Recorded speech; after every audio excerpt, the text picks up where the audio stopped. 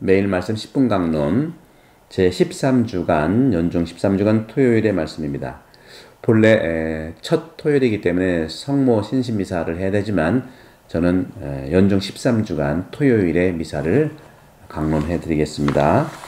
오늘 복음 말씀 마태오복음 9장 14절에서 17절의 말씀입니다. 그때 요한의 제자들이 예수님께 와서 저희와 바리사이들은 단식을 많이 하는데 스승님의 제자들은 어찌하여 단식하지 않습니까? 하고 물었다. 예수님께서 그들에게 이르셨다. 혼인잔치 손님들이 신랑과 함께 있는 동안에 슬퍼할 수에 없지 않느냐? 그러나 그들이 신랑을 빼앗길 날이 올 것이다. 그러면 그들도 단식할 것이다. 아무도 새 천조각을 헌옷에 대고 꿰매지 않는다. 헝겊에 그 옷이 당겨 더 심하게 찢어지기 때문이다. 또한 새 포도주를 헌 가죽 부대에 담지 않는다. 그렇게 하면 부대가 터져 포도주는 쏟아지고 부대도 버리게 된다. 새 포도주는 새 부대에 담아야 한다. 그래야 둘 다 보존된다. 주님의 말씀입니다. 그리스도님 참여합니다. 네, 단식과 기도에 대한 부분이죠. 오늘 예수님께서 요한의 제자들이 예수님께 와서 물어요. 질문하는 것이죠. 저희와 바리사이들은 단식을 많이 하는데 스승님의 제자들은 어찌해서 단식하지 않습니까? 여기서 요한의 제자들이라고 하는 것은 세례자 요한의 제자죠. 세례자 요한이 당시에 세례운동을 상당히 많이 했고, 본래 세례자 요한은 먹지 않고 어떤 정화의 대명사죠. 낙타와 꿀만 먹고 옷도 낙타 옷만 입었잖아요. 낙타 털옷. 낙타 먹은 건 아니에요. 참 꿀과 메뚜기만 먹었고 낙타 털옷을 입고 단식과 정화의 수덕 생활의 대표라고 볼 수 있겠죠. 그런 요한의 제자들이 예수님께 와서 예수님의 제자들의 단식에 대한 문제를, 기도에 대한 문제를 묻는 거죠. 오늘날에도 큰 종교에서는요, 단식 기간은 사뭇 다른 때와 다르게 진지합니다. 회교도들의 단식 기간 라마단도요, 우리에게 익숙하죠. 고대 기록을 보면 단식에 대한 지침이 있는데 그곳에서 오늘날 우리에게 단식의 동기를 찾아내기란 참 어렵습니다. 왜 단식했는지 참 어려워요. 요즘 단식이 아니라 요즘은 다이어트 열풍으로 웰빙과 함께 잔뜩 포장되어 있죠. 하지만 단식은 일반적으로 슬픔이나 지나간 세월의 고통을 표현하는데 실제로 이탈리아 중부 지역에서는요, 오늘날에도 가족 가운데 누가 세상을 떠나면 음식을 하지 않습니다. 사랑스러운 가족이 없고 더 이상 삶의 의미를 잃어버렸기 때문이죠. 단식의 목적을 단순히 정의할 수는 없지만 그리스도교 신앙인들에게 앞선 삶의 작별이라고 하는 것. 그렇죠? 이 작별, 이별은 새로운 삶의 시작입니다.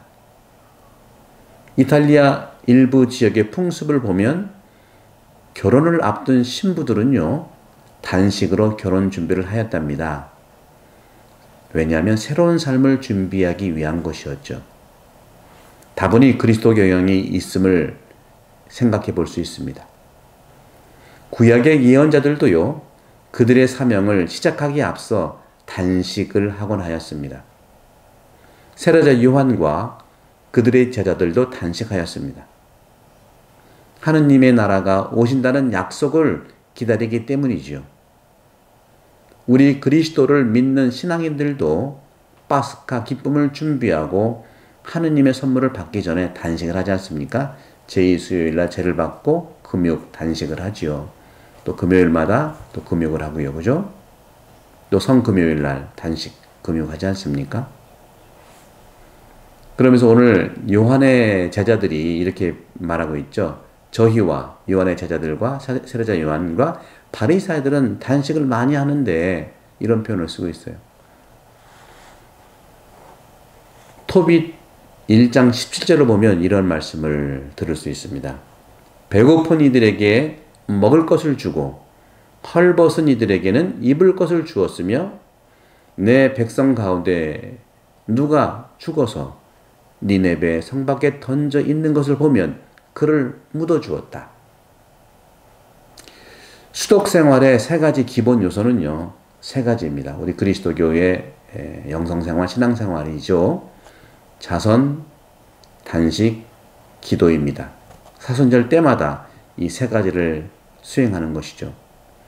교회의 교부들은요, 이 세 가지 수독 생활의 다양한 요소들을 내적으로 연결해야 한다고 말합니다. 영적으로 연결하는 거죠. 오늘날 신앙인들도 이 세 가지 요소, 말씀드렸죠? 자선, 단식, 기도. 이 요소가 봉헌의 삶으로 요청되어 있습니다. 우리도 같은 모양으로 자선과 단식을 하면서 하느님께 기도를 드릴 때에 더욱 효과적이라는 것이죠. 고대 영성가들은 그 대신 우리가 하느님으로부터 받은 은총과 축복, 그것을 받았는데 바로 그 축복들은 우리가 그것을 청하기 때문이라고 말하고 있습니다. 하지만 우리의 기도가 정말 있는 그대로 정직한 기도가 되어야 되겠죠. 우리 아버지에게 더 성실하게 또 충실하게 말할 수 있도록 단식과 자선이라고 하는 것은 우리를 위한 정화, 삶이 되어야 된다는 것입니다. 시리아 영성가 이사야는 인간 정신을 정말 영성가와 비교하면서 기도하는 동안 성령의 감도 아래 높게 자유를 느끼게 되었답니다. 그리고 성령께서 그에게 영적인 감도로 글을 쓰도록 인도하였습니다. 연필 있죠, 연필, 펜. 이 펜은 땅에 묶여 있고 무거운 무게로 눌러 있는 우리를 정화하는 것입니다. 그 글을 쓰면서 성령께서 인도하기 때문에 나의 땅에 묶여 있는 우리의 삶의 무게를 가볍게 자유를 느끼도록 해주신다는 것이죠. 성령이 그렇게 해주시는 겁니다. 그럼 단식은 어떻게 우리가 이해를 해야 될까요? 인간은요, 하느님과 사람들과 함께 관련을 맺으며 살아갑니다. 기도라고 하는 것도 역시 하느님께 내 정신을 들어 올리는 그런 것으로 정의가 됩니다. 하느님께 내 영혼을 들어 올리는 내적인 행동이 바로 기도예요. 영성가들도 몸도 기도에 긍정적으로 참여할 수 있느냐 하고 묻습니다. 당연한 일이죠. 몸 기도할 수 있죠. 몸은 나의 내면, 마음과 영혼 안에 집중하여 일치하는 가장 중요한 인간의 하느님 닮은 모습이죠. 우리가 생활하면서 느끼는 것은 몸으로 표현하게 되어 있어요. 그때 몸짓이 움직이는 상징을 알아차리는 것이 중요합니다. 몸이 움직인다는 것은 내 영혼과 내 마음의 하나의 동작이라는 것이죠. 떨어져 있지 않습니다. 분리해서 볼 때 문제가 있는 것이죠. 그러면 기도는 어떤 목적을 가지고 해야 됩니까? 하느님께 마음과 정신, 곧 영혼을 자유롭게 놓아두는 것이 기도의 목적인데요. 그래서인지 하느님께 내 영혼을 자유롭게 봉헌할 수 있는 것, 그것이 단식입니다. 단식은 기도가 됩니다.